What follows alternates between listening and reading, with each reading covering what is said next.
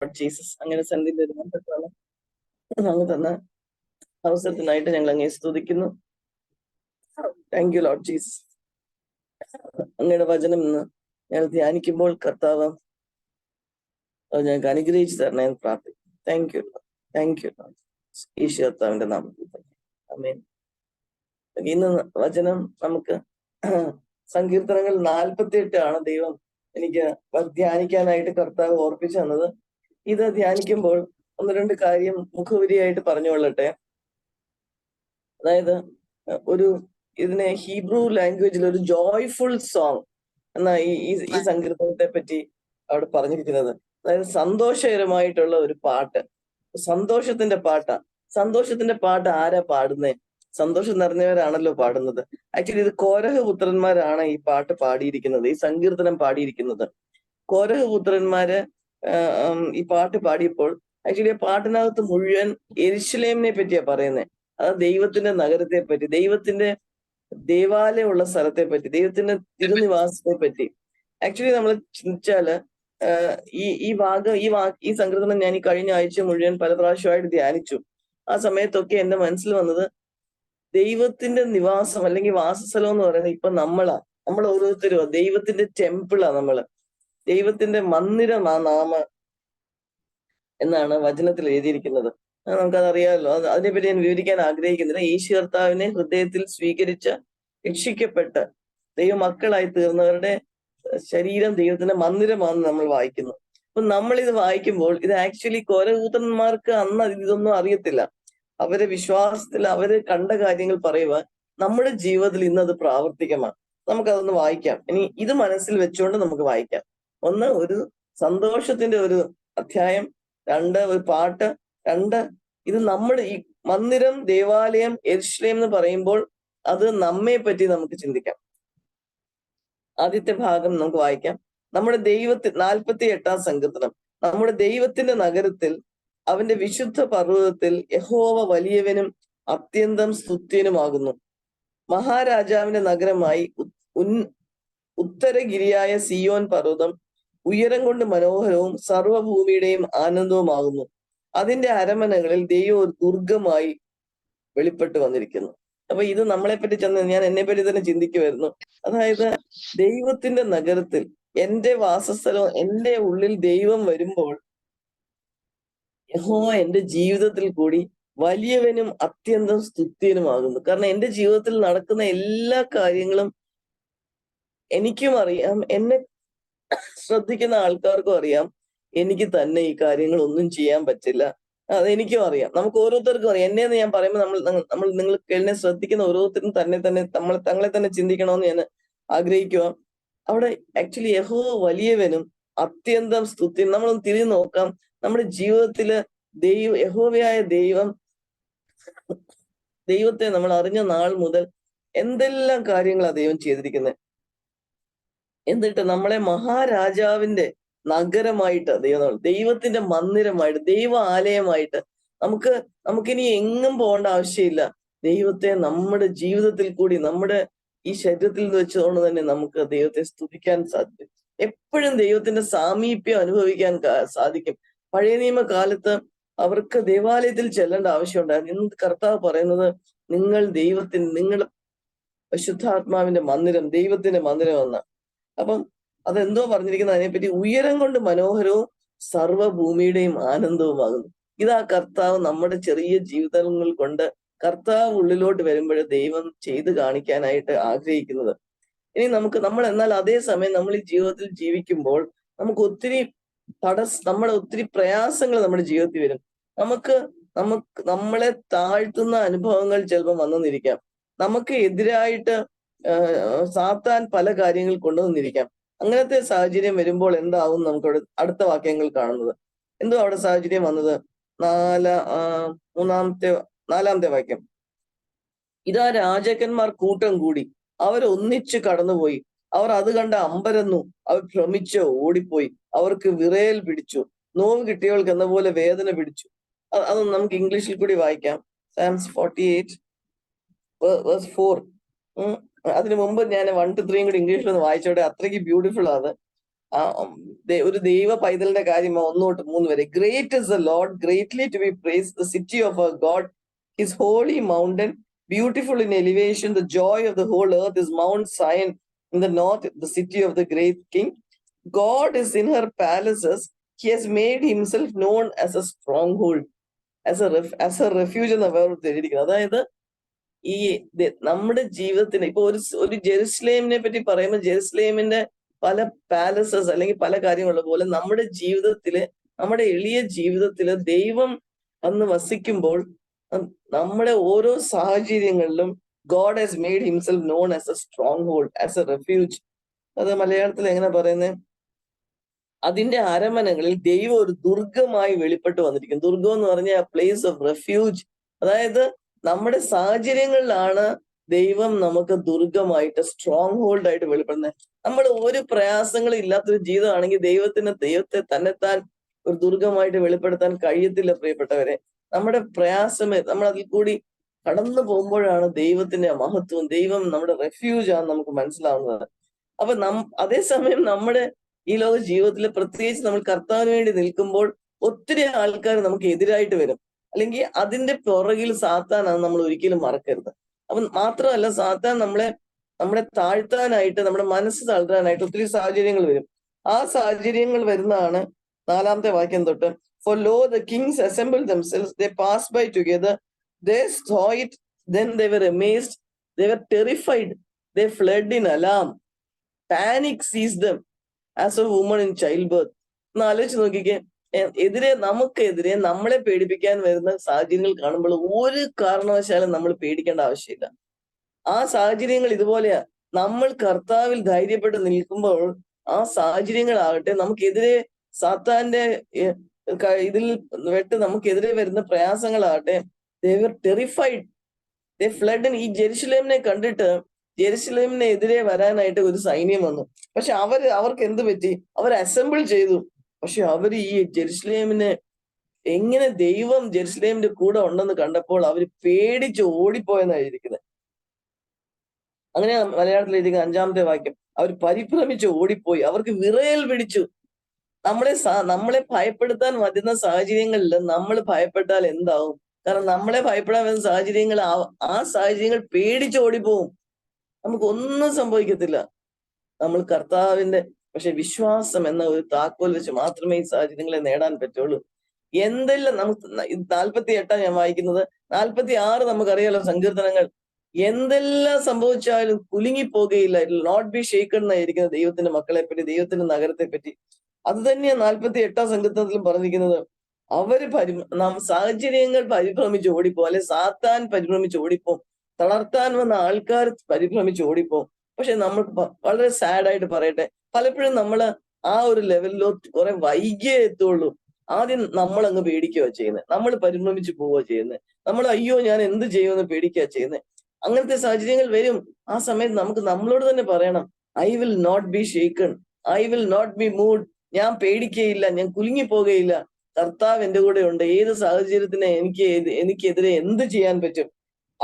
അത് നമുക്ക് കണ്ടിന്യൂസ് ആയിട്ട്. ഞാൻ കഴിഞ്ഞ ദിവസം ഒരു വാക്യം എന്റെ മനസ്സിൽ പിന്നെയും വന്നു.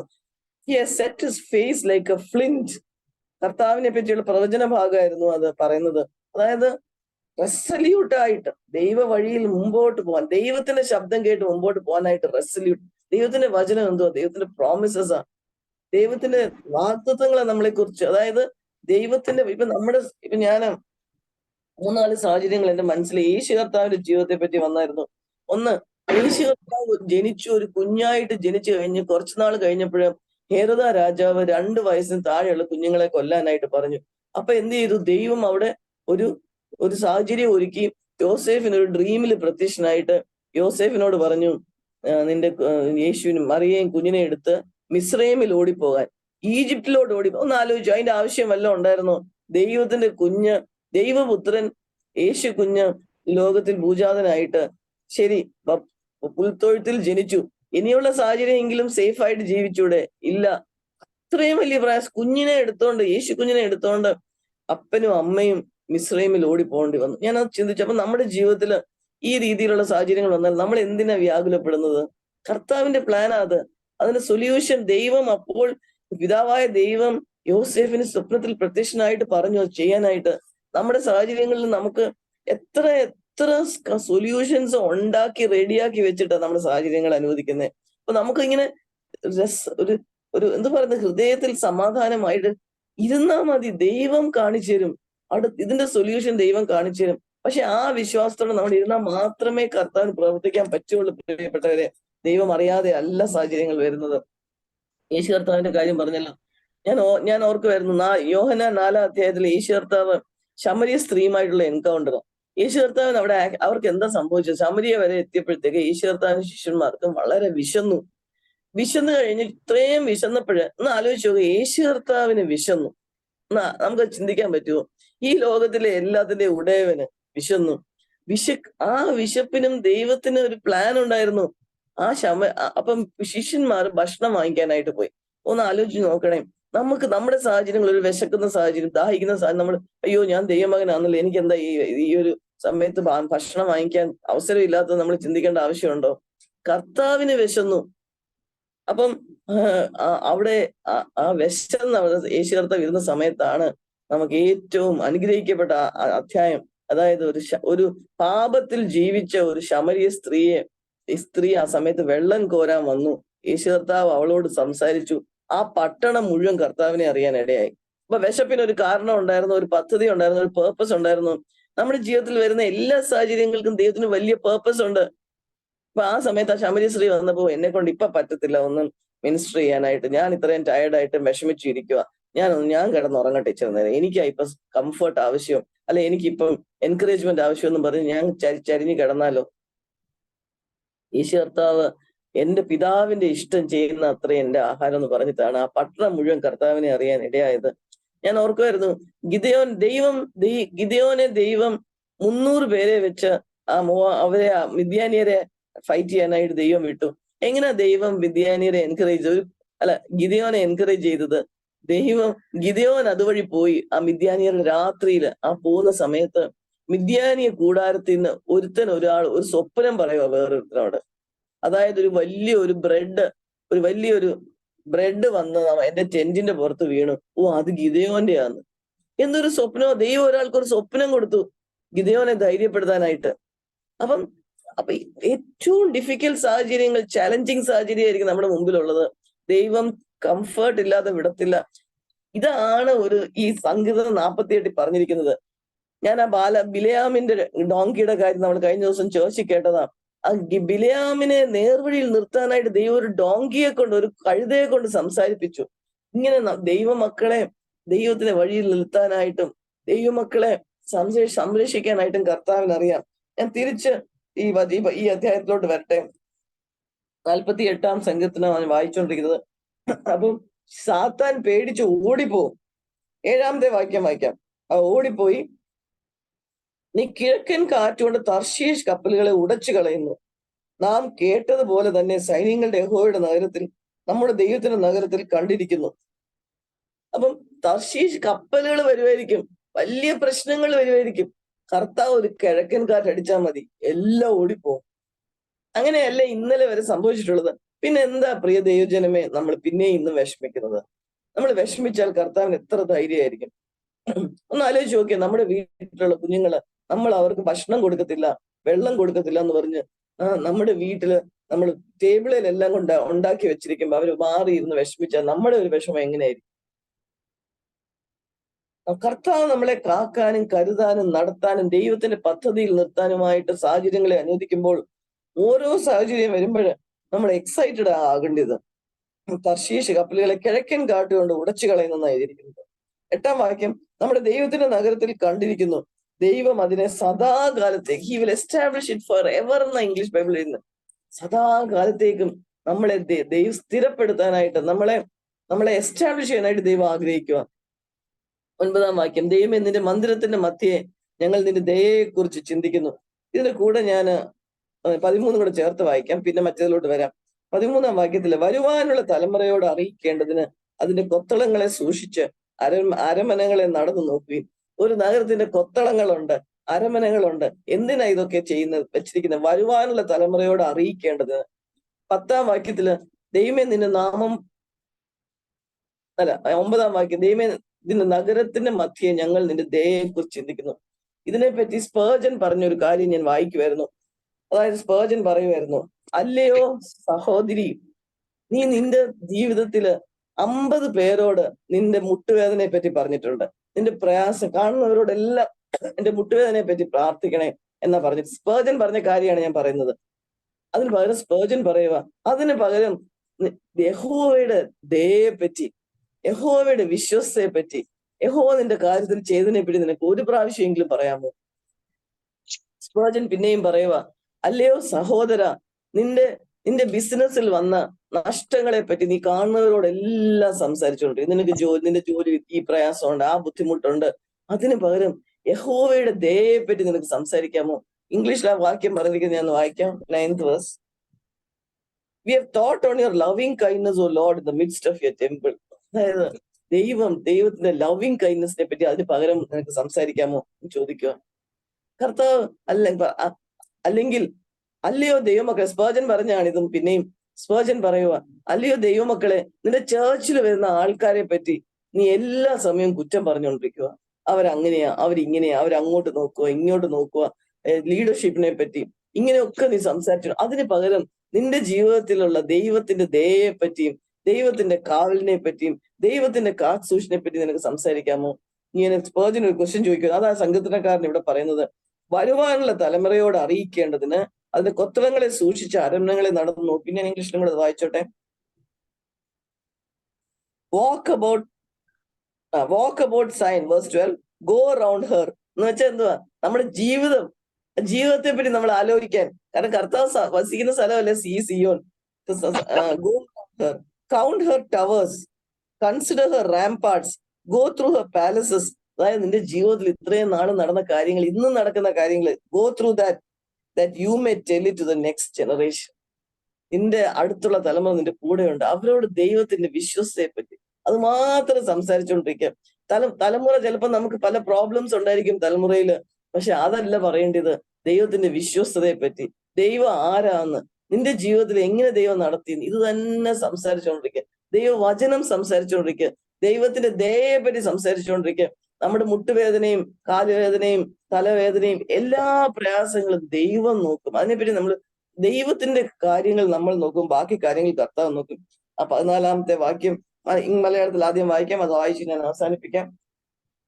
ഈ ദൈവം എന്നും എന്നേക്കും നമ്മുടെ ദൈവമാകുന്നു, അവൻ നമ്മെ ജീവപര്യന്തം വഴി നടത്തും. ദിസ് ഗോഡ്, ഇംഗ്ലീഷില്, for such is God, our God for ever and ever, he will guide us until death. നമ്മുടെ ഏത് നിമിഷം ആ ദൈവം നമുക്ക് മരിക്കാൻ വെച്ചിരിക്കുന്നത്, ആ നിമിഷം വരെ ഇങ്ങനെ ദൈവം നമ്മളെ നടത്തും ജീവപര്യന്തം. ഞാൻ കഴിഞ്ഞ ദിവസം ഈ വീക്ക് തുടങ്ങിയപ്പോൾ ഇച്ചിരി ഹെക്ടിക് ആയിരുന്നു ആശുപത്രിയിലെ ജോലി.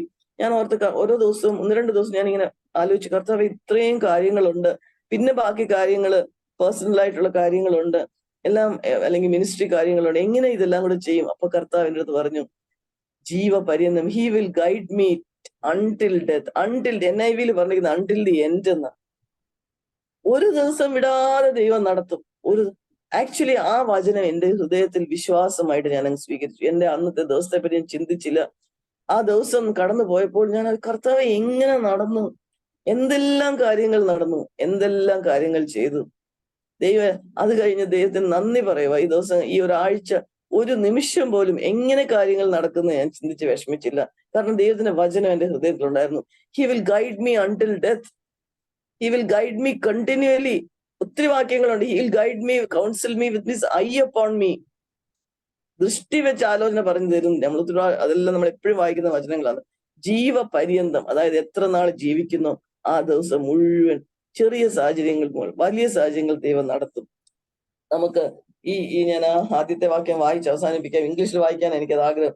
Great is the Lord, greatly to be praised, the city of our God is holy mountain. ഇത് നമ്മളെ പറ്റിയും കൂടെ പറയുന്നത്. Beautiful in elevation, the joy of the whole earth is Mount Zion in the far north, the city of the great king. God in her palaces, God has made himself known as a stronghold. ഇതാണ് ദൈവം നമ്മുടെ ജീവിതത്തില്. ഈ രീതിയിൽ ദൈവത്തെ അനുഭവിക്കാൻ, ദൈവത്തെ പറ്റി പറയാൻ, അടുത്ത തലമുറയോട് അടുത്ത തലമുറയോട് ഈ കാര്യങ്ങൾ പിന്നെയും പിന്നെയും പിന്നെയും പറയുവാൻ, ദൈവത്തെ മഹത്വപ്പെടുത്തുവാൻ ദൈവം നമ്മളെ സഹായിക്കട്ടെ. ആർക്കെങ്കിലും ഒരാൾക്ക് പ്രാർത്ഥിച്ച് വചനം അവസാനിപ്പിക്കും.